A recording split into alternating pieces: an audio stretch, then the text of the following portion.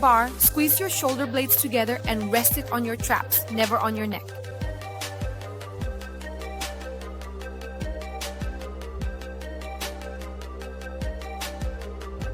Your elbows should be positioned right under the bar.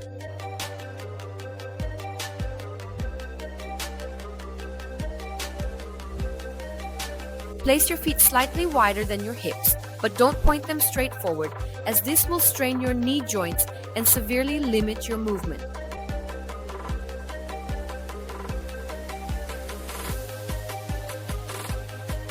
For better comfort, turn them slightly outward. This makes the movement more anatomical, allows for a greater range of motion, and will better activate your glutes.